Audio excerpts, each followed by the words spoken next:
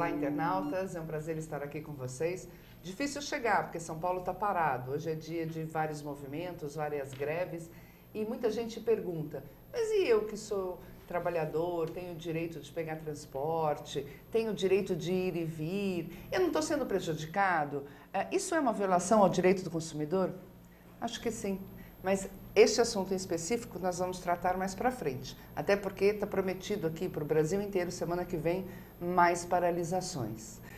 E hoje, como eu havia falado, nós vamos discutir os crimes contra o consumidor. Quais são? O que o consumidor pode fazer para se defender? E para essa questão, que é uma questão que às vezes os consumidores podem achar que não vale a pena. Ah, não, vou ter trabalho, vou até a delegacia. Eu trouxe para conversar com a gente e mostrar que a questão é séria e pode sim ajudar, não só você, consumidor, com seu problema pontual, mas a sociedade como um todo, o professor Dr. Roberto Parentoni, advogado criminalista, e é um prazer estar aqui com você. Bom, o prazer é todo meu, o prazer é nosso, né? Porque eu falo também em nome do IBRAD, Instituto Brasileiro do Direito de Defesa, e agradecer o convite, agradecer aos ouvintes por estarem aí. Né, como você bem disse, São Paulo está parado, né? Acho que o Brasil, né, não só São Paulo, o trânsito atrapalha bastante. E estamos aqui para que a gente aprenda um pouquinho, a gente discuta o assunto e vamos que vamos. E vamos lá. Então é assim, retomando, porque eu acho que é importante o consumidor, o cidadão, gravar algumas coisas. O seu direito de se defender enquanto consumidor, ele está gravado, ele está perenizado, eternizado na nossa Constituição Federal. E é impressionante porque não é só num artigo, ele aparece em 3 artigos. Né? Então, o direito do consumidor, quando veio no nosso Brasil, veio realmente com muita força. Então está lá, que você tem direito de ser consumidor. E o Código de Defesa do Consumidor traz alguns direitos que são os mais importantes. Dentre eles, a informação, a transparência, a publicidade, não ser enganado e daí para frente. Então, eu vou perguntar para o professor Roberto, propaganda enganosa, o que isto realmente significa para o nosso internauta conseguir saber quando ele está vendo uma propaganda, se aquilo é enganoso ou não, e o que ele pode fazer diante dessa informação se lhe for prejudicial? Bom, na questão da propaganda enganosa, a gente tem que levar algumas considerações, vamos ser práticos aqui. Propaganda enganosa é aquilo que você compra no linguajar popular, gato por lebre. É aquilo que você vai ver, vai querer comprar, é divulgado algo e lhe é entregue outro algo.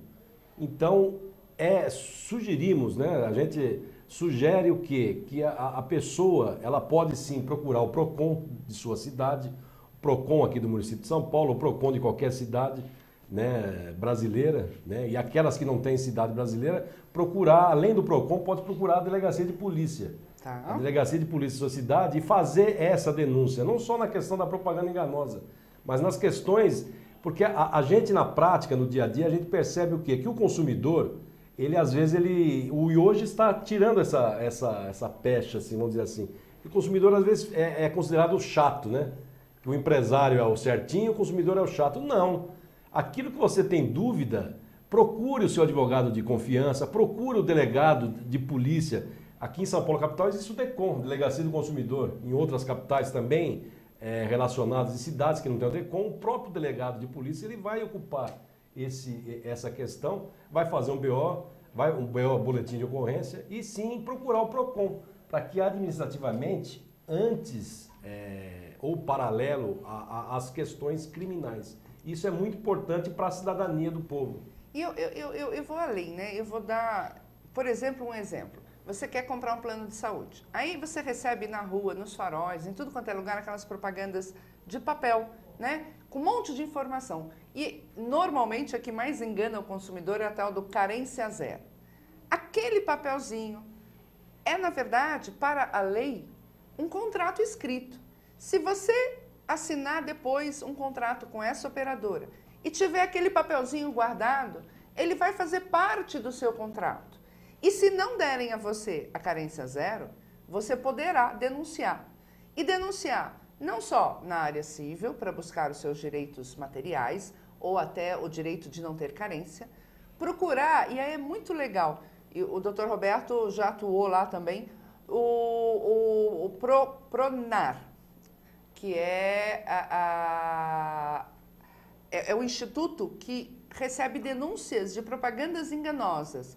E é muito legal, eles punem sim as empresas que estão fazendo aquelas propagandas. E também você pode ir com este papel na delegacia de polícia. É isso, doutor Roberto? É o CONAR. CONAR, perdão, CONAR. CONAR. E é isso, e digo mais, isso tudo que você falou, o ano que vem, só para fazer um paralelo e para alertar, isso é bom que se diga, todos nós consumidores, nós somos eleitores, nós somos, enfim, consumidores e cidadãos desse país. E o ano que vem vai ter eleição. E eleição ano que vem vai chover de santinho. Santinho é aquele papel, como bem disse a doutora Rosana, nessa que ela deu exemplo na questão do plano de saúde. Então o santinho é aquele papel que o candidato ele vai mostrar a sua plataforma, mostrar o seu dia a dia. Então eu pediria para você, para mim, para nós guardarmos esse papel de santinho para que nós cobrarmos o candidato, se eleito for, né? E até entrar, eu ouso dizer uma tese jurídica, até sim ser penalizado dentro do próprio Código de Defesa do Consumidor. É uma propaganda enganosa. Mas não tem a né? dúvida. Eu acho que o povo brasileiro tem que avançar nessas ideias. Né? Isso é importantíssimo. Eu acho que dentro da sua ideia de cidadania, que eu acho que essa tribuna do consumidor tem a ver com cidadania, não só guardar o papel do plano de saúde, como daquela construtora que você Exato. vai comprar um apartamento e você quer o prédio daquele jeito, como também gravar as propagandas políticas, para depois você ter a prova de que aquele candidato, se eleito for, está cumprindo ou não. E dá para exigir sim. Dá para exigir sim, por que não? Por que só exigir do setor privado? Vamos também continuar exigindo do setor privado e do setor público. Porque assim a cidadania, assim nós consumidores, a gente vai valer aquele direito do quê? O direito de ir e vir, o direito de escolher livremente, não com essa propaganda enganosa, porque às vezes a gente vê no programa eleitoral aquele candidato bonitinho, ou aquela candidata bonitinha, às vezes você vota pela sua argumentação, mas na prática não é. Então vamos cobrar. Isso na Europa acontece de uma maneira semelhante. Radical. Acontece. Por que não também, não só exportarmos e importarmos profissionais, mas também vamos exportar as ideias boas, a coisa da cidadania. E só para pegar um gancho, é aquilo que, como a tribuna do consumidor, que as pessoas às vezes se resguardam só no consumo. Mas o consumidor é cidadania, é aquilo que o dia a dia seu. Não, isso é importantíssimo que as pessoas saibam. Eu brinco que o consumidor é o nosso total dia a dia. É o cafezinho na padaria de manhã, Exato. É o almoço no restaurante, é a farmácia, é o médico, é o cabeleireiro, o manicure, o barbeiro, o mecânico, o açougue, tudo é relação de consumo. E aí é importante, você tocou num ponto muito legal. Não é só relações de direito que a gente chama de direito privado que há o consumo, o direito público também. Então, o Estado, quando fornece, ou deveria fornecer a saúde, isto é um direito de consumidor, você exigir a sua saúde. A educação também. Então, o governo, seja ele em que nível for, ele é um prestador de serviços. Ele recebe, inclusive, para isso. Então, também podemos falar... E aí, achei muito interessante a ideia do professor Roberto, de se assenhorar desse espaço público de candidatura, sim. Porque a hora que ele entrar, ele vai ser um agente político que vai estar ganhando para fazer no mínimo, o que ele prometeu. Exato, porque o Brasil é dos poucos países, sabem vocês, que pagam vereadores. Né? E não estou aqui entrando no mérito da questão se é pertinente ou não, mas eu estou entrando no mérito da questão da gente fomentar o quê? Se há propaganda e se é enganosa, vamos cobrar. É isso aí. Né? Vamos procurar os PROCONs, vamos procurar os seus advogados, vamos procurar a Delegacia de Polícia, o Ministério Público, enfim, todos os órgãos, o IBRAD, enfim, todas as ONGs, os órgãos competentes para que faça isso. E só dar um parênteses, e recentemente aqui em São Paulo houve um provimento, eu sei que pode parecer que é um pouco fora da questão, mas tem tudo a ver com o consumidor, tem tudo a ver com a relação daquele consumidor, daquela pessoa, de contratar quem ele quer. E houve um provimento aqui em São Paulo, da Corregedoria aqui do Tribunal de Justiça, de que os cartórios fizessem serviços para o povo, sem o povo escolher o profissional que deveria fazer. De conciliação. Exatamente, né? de conciliação.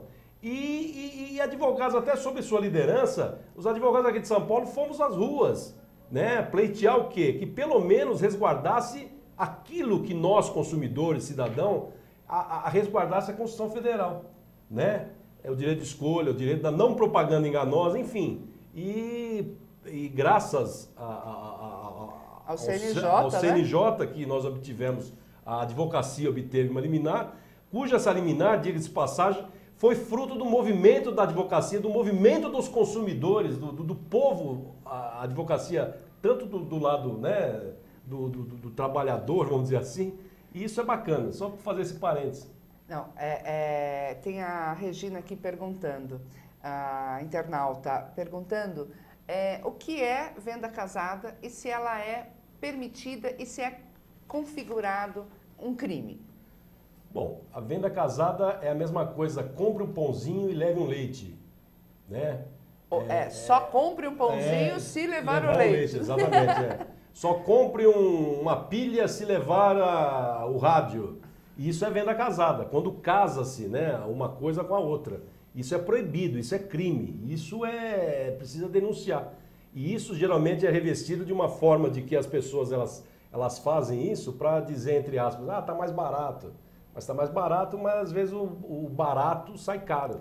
Né? O César está falando aqui que recentemente ele foi numa operadora de telefonia e que aconteceu isso. Aliás, operadoras de telefonia são campeãs em quererem fazer a venda casada. Né? Então, você te obrigam a comprar a linha com um aparelho e falam que está mais barato, só que aí você fica preso nele durante um ano. É um horror. Então, resumindo, se eu estiver correta, professor, venda casada é vetado pelo Código de Defesa do Consumidor. Vetado pelo Código de Defesa do Consumidor, por qualquer lei, especificamente o Código de Defesa do Consumidor. É vetadíssimo. Fazendo isso é crime, é ilegal. Denuncie, portanto, né, internauta, porque é a construção da cidadania mesmo. Por que eu quis tratar desse tema aqui hoje, dos crimes contra o consumidor? Porque é exatamente as denúncias que vão gerar diferenças. Muita gente acha que não vai valer a pena, vale sim. Nós temos propagandas. Se for falar então em propagandas voltadas para a criança, elas são extremamente enganosas. Nós temos seríssimos problemas de crianças que infernizam os pais, mercê daquela propaganda. A hora que comprar o brinquedo, ele nem vai querer mais, mas é a propaganda. Então, o setor de propaganda, e aí é legal você saber disso, a gente fica assistindo e acha até que o abuso é muito grande, é muito dinheiro em propaganda. Mas o Código de Defesa do Consumidor, como eu havia falado semana passada, está em reformulação.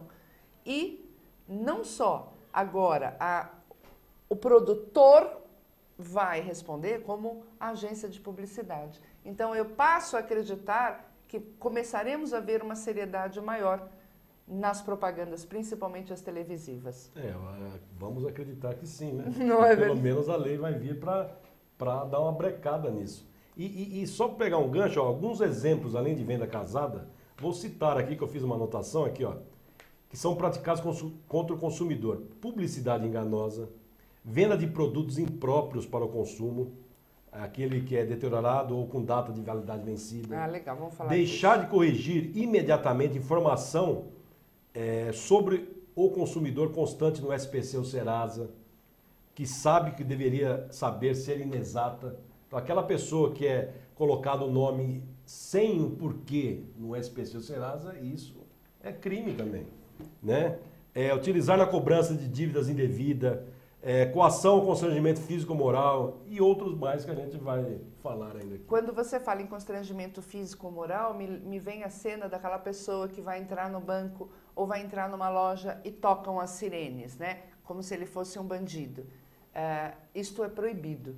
Né? Então, é muito comum, principalmente mulheres, nos shoppings, a gente sempre vê, tá numa loja, vê, tá aquilo lá tocando, o segurança vem correndo, não é? Isso é proibido. Mas o que eu queria falar era sobre produtos impróprios para o consumo, né?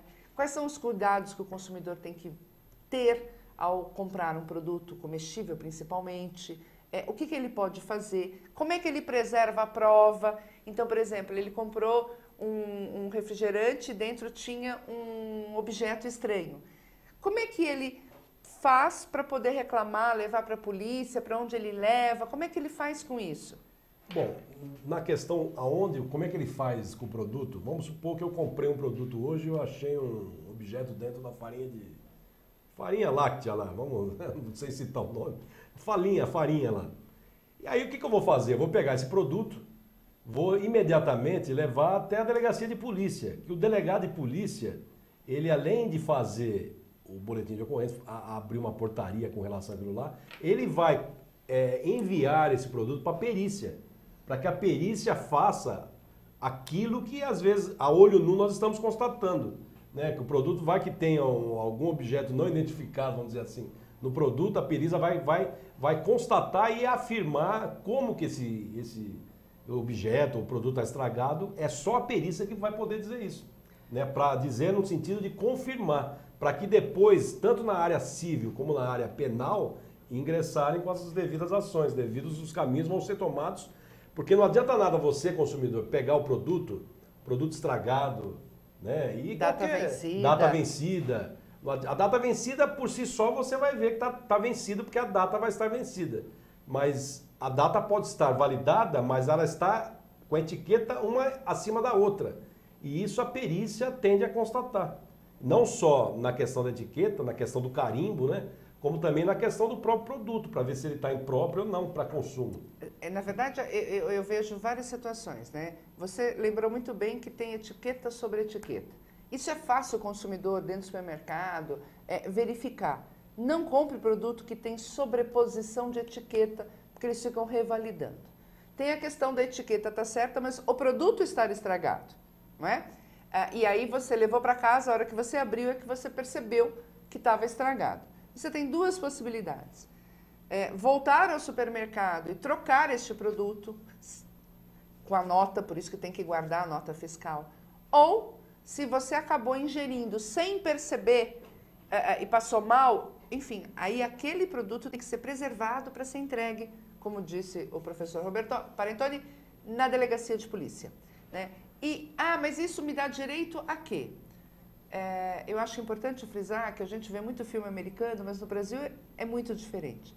Você vai ter direito à reposição do produto, à devolução do dinheiro e a uma indenização se aquilo lhe fez mal, te levou para um hospital, se você tomou remédio.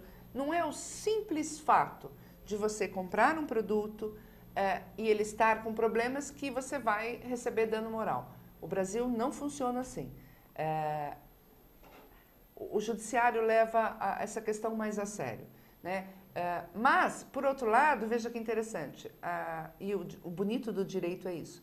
Houve um caso onde a empresa, quando recebeu a notícia e a foto, comprovação de que ela havia feito uma bolacha e tinha um fio de cabelo nela pendurado, ela simplesmente lavou as mãos perante o judiciário, tipo, isso é porcaria. Ela foi punida pelo descaso com que ela tratou o próprio judiciário e, obviamente, aquele consumidor. Por isso que o direito é bonito, não é? Não, e é bonito, e só lembrando que nós estamos chegando na área, no mês do Natal, né, da compra natalina, e a gente vê muitos brinquedos, na questão dos brinquedos para criança, para jovem, adulto, enfim. Quantos brinquedos às vezes você vai comprar para o seu filho, você vai colocar para ele brincar e ele já automaticamente ele vai funcionar e já quebra.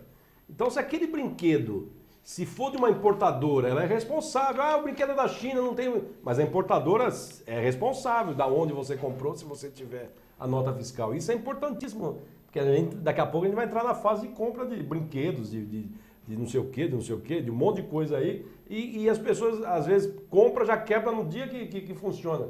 Então vamos nos resguardar e principalmente o quê? Vamos pegar a nota fiscal, né? Que onde que é a prova material de que você comprou aquele produto, né? Vamos para que... E aí fica de fora aquelas compras nos camelódromos, né? Porque ali você não tem nota fiscal, não tem manual de propriedade, nada, você não vai ter nada. Claro, aí você não vai poder reclamar também. Né? Infelizmente não vai ter como. Por isso que a gente fala que às vezes o barato sai caro.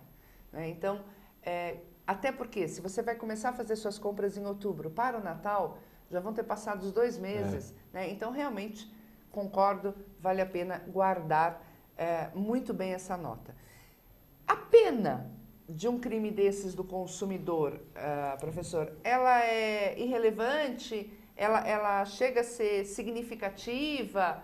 Como é que o Código prevê isso? Olha, na questão da pena, no sentido penal, na pena, né, ela vai desde uma pena de multa até penas de 2 anos de reclusão.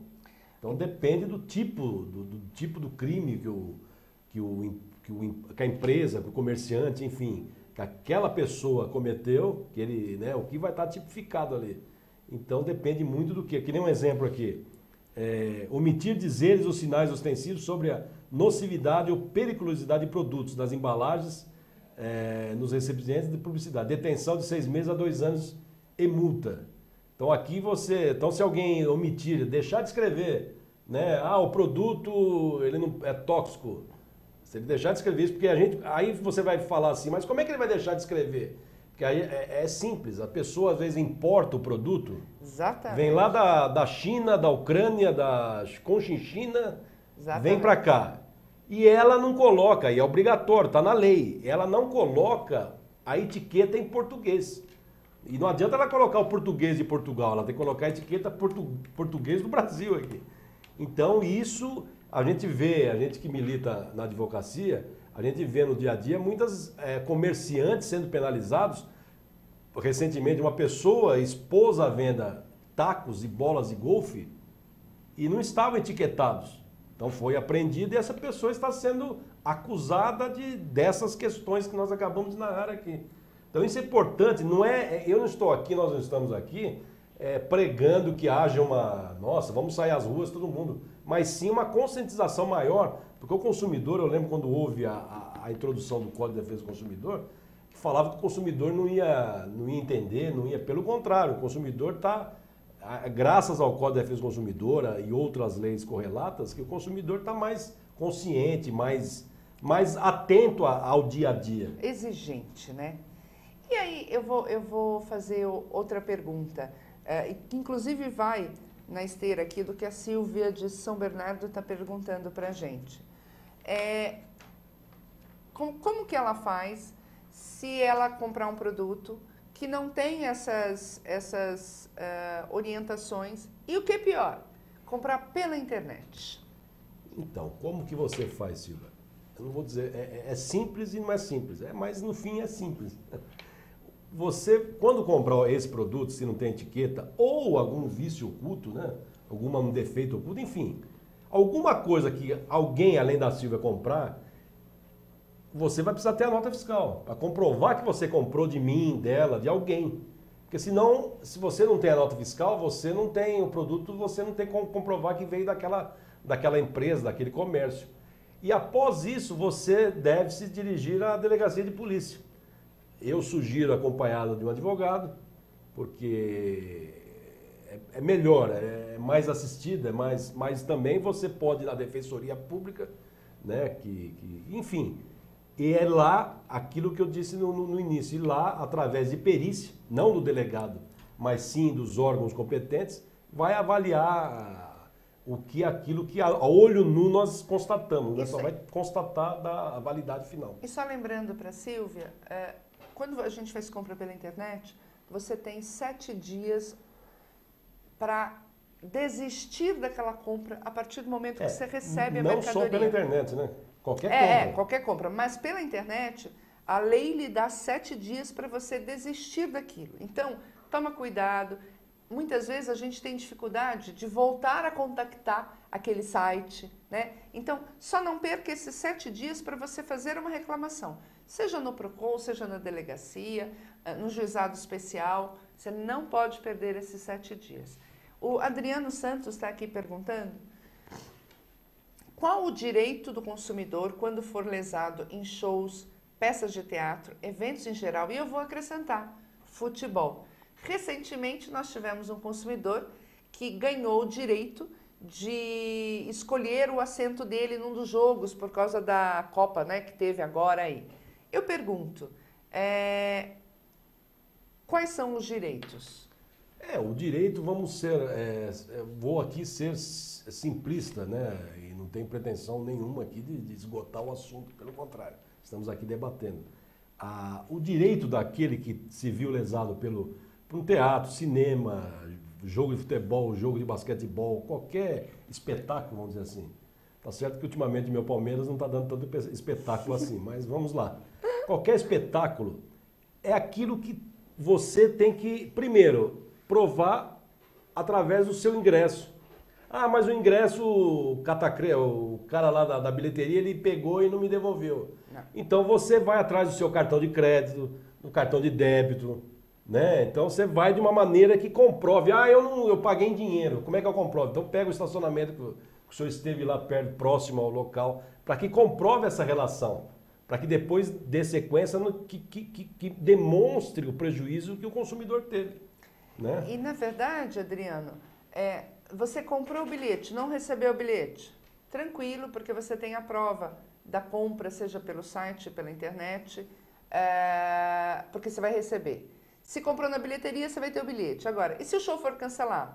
Você tem direito de reaver o preço desse bilhete, ou de ganhar um para um outro show, ou até mesmo de você receber uma indenização se, porventura, olha, hoje foi cancelado, só tem marcado para dali a 15 dias, e você, por coincidência, dali a 15 dias, vai estar com uma viagem marcada, não vai poder assistir o show.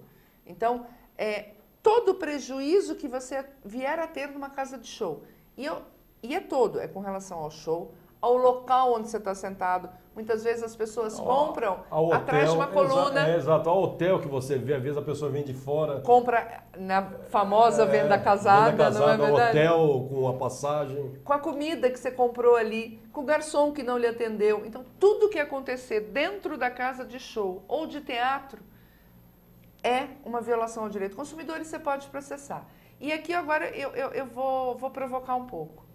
Da mesma forma que você é consumidor num campo de futebol, se você vai com a família e na frente começou a ter um quebra-quebra, você tem direito de processar também, porque quando você compra um bilhete para assistir a um show, a um futebol, a um teatro, a um cinema, você tem direito de ter mantido a sua integridade física, moral, mental, psíquica.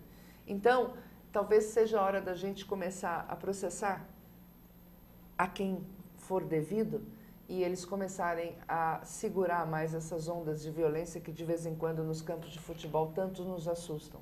Não é, professor? Com certeza. Inclusive até estou mexendo aqui nas folhas aqui, e é onde você acabou de falar, são circunstâncias agravantes dos crimes tipificados nesse código. Ocasionarem grave dano individual ou coletivo.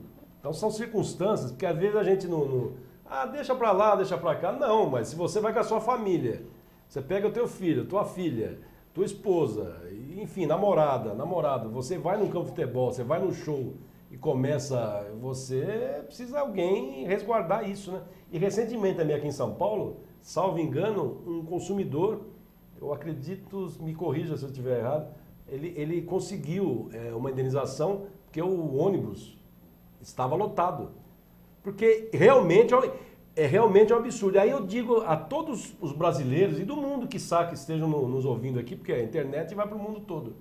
Né? E daqui a pouco vai até para intramundo, né? Vai para fora do mundo. Que eu digo o seguinte, se nós, consumidores, não nos mobilizarmos, as coisas vão ficando paradas. Então não adianta a gente ficar reclamando, e eu ouço muito, eu vou entrar com uma indenização, só vou receber daqui a 5, 10, mas um dia vai receber.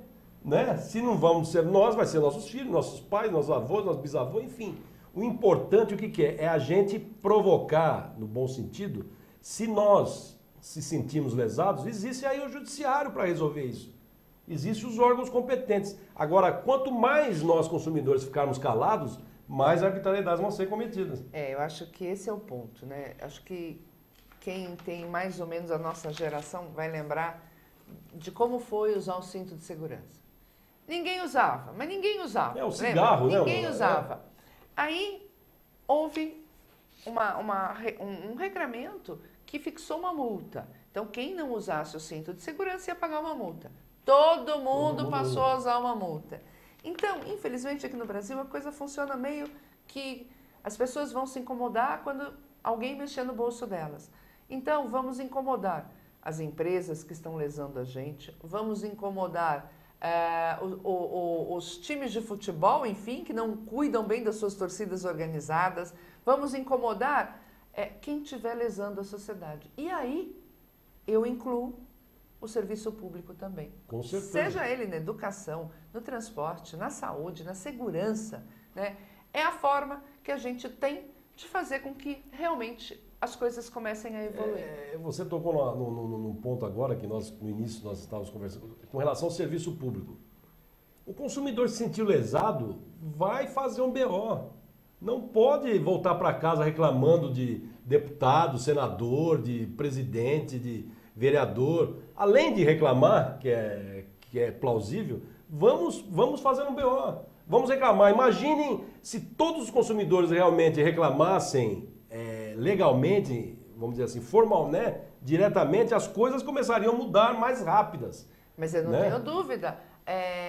O Brasil, o gigante, acordou quando a população foi à rua para reclamar do quê? De uma relação de consumo, serviço de transporte, por causa de 20 centavos.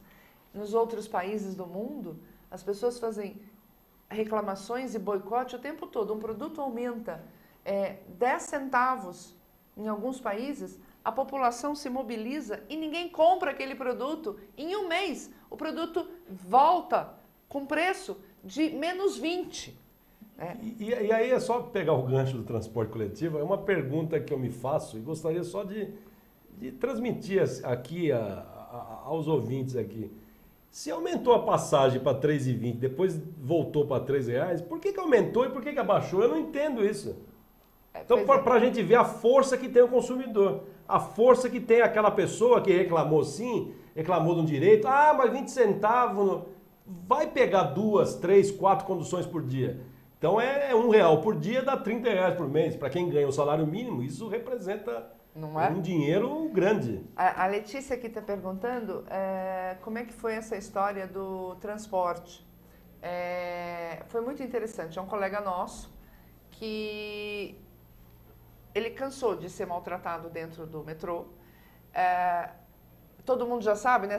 Tem hora que você entra no metrô, você não precisa se segurar, né? Porque as pessoas seguram a gente, né? E ele provou na justiça que havia todo um trabalho de lotar mesmo, de superlotar os trens, porque assim você tinha que colocar menos trens andando. Ele ganhou em primeira instância. O Tribunal de Justiça de São Paulo recentemente deu a ele uma sentença confirmando aquela primeira. Ele vai receber R$15 mil de indenização, porque provou que o serviço era péssimo e pior, que a empresa não fazia a menor questão de melhorar. Ao contrário, ela fazia questão de ignorar as pessoas que estavam dentro do metrô. O que interessava para ela era diminuir o fluxo de trem. Então, é muito gostoso ir atrás do direito da gente, não é? Opa, é gostoso e é uma coisa da cidadania, né? Uma coisa do dia a dia, do cidadão, né? Porque é gostoso a gente reclamar, às vezes a gente reclama tanto e esquece que nós somos o instrumento dessa mudança, dessas tão sonhadas alterações dentro do Congresso Nacional, dentro, enfim, do âmbito político, do âmbito privado, particular, né? Eu acho que é interessante esse programa seu, essa questão desse diálogo com as pessoas, porque fazendo essa massa crítica, que as pessoas vão começando a pensar, a dialogar, a degustar aquilo que a pessoa às vezes passa batido, fala, deixa pra lá. Não é questão de deixar pra lá. A gente pode até deixar pra lá sem ódio, sem rancor, óbvio, mas sim com a cidadania. Pô, peraí, se eu pago o imposto, eu quero que resguarde o imposto. Não é? E só para pegar outro gancho, recentemente, não tão recente, mas um pouco, que teve um consumidor na Avenida Brigadeiro Faria Lima, você lembra disso aí, não?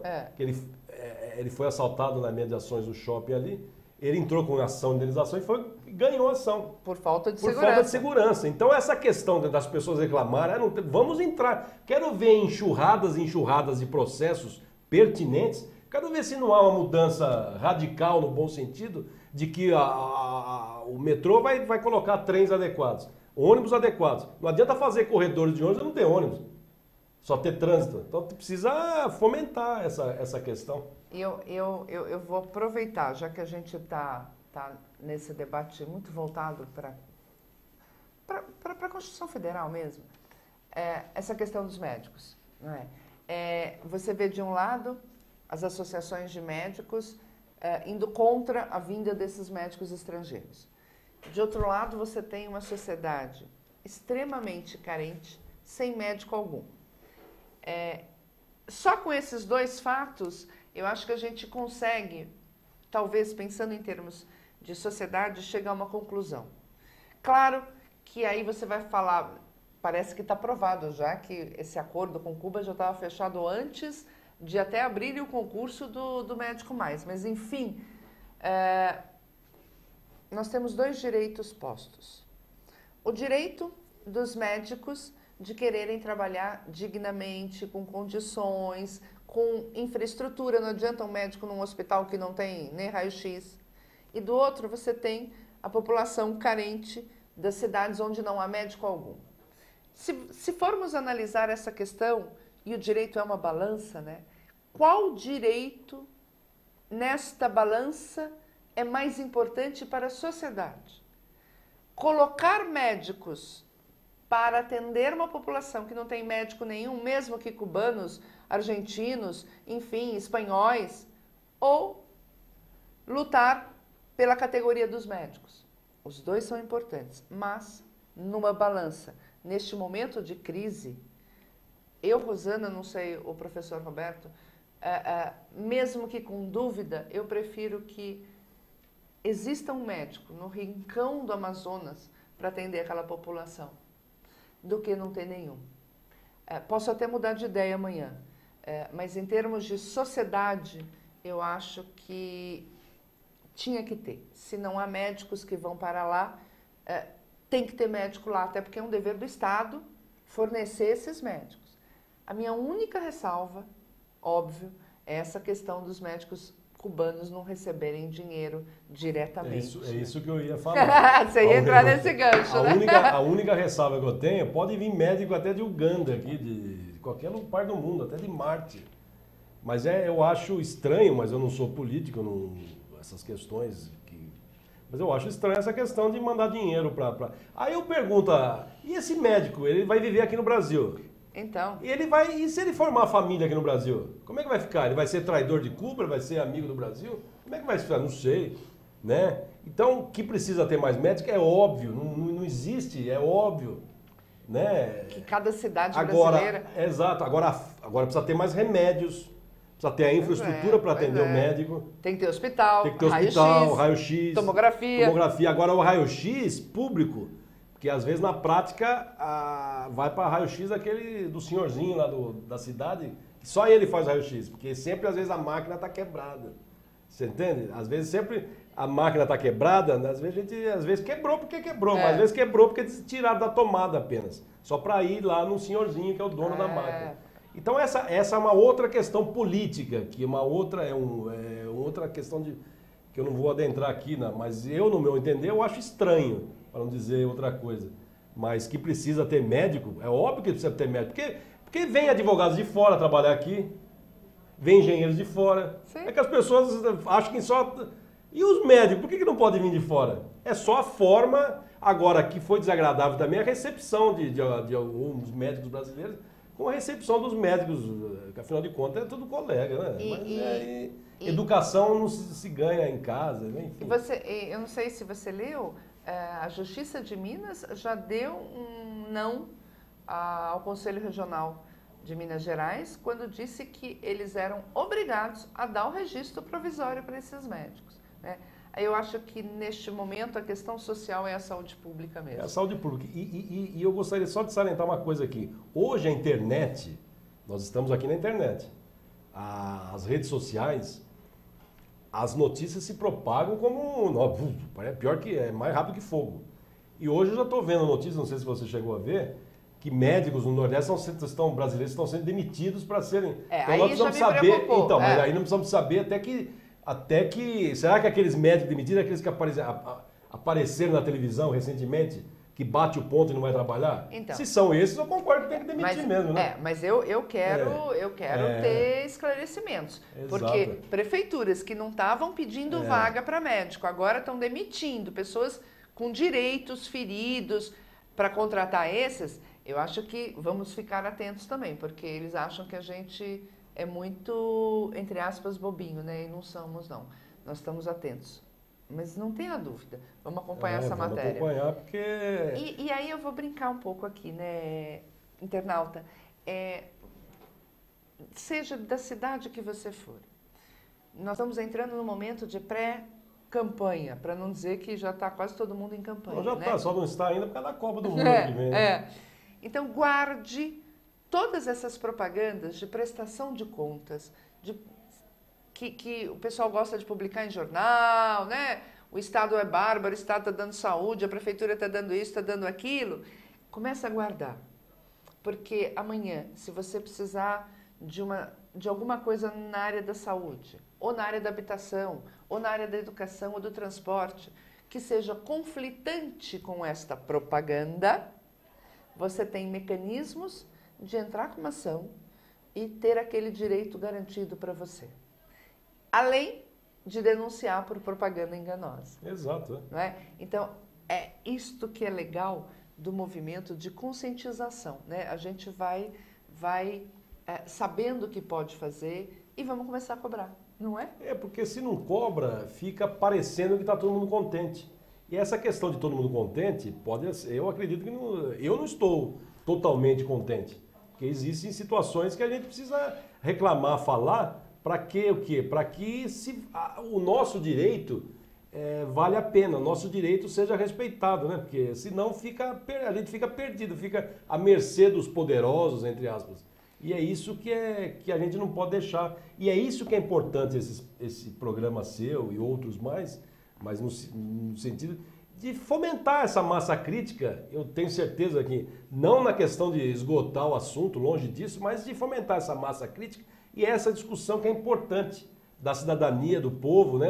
Essa discussão, essas conversas, é interessantíssimo. O Jean, daqui da capital, está perguntando, doutor Roberto, ele está desconfiado do posto de gasolina onde ele tem abastecido, que o carro dele está apresentando aquelas alterações, né?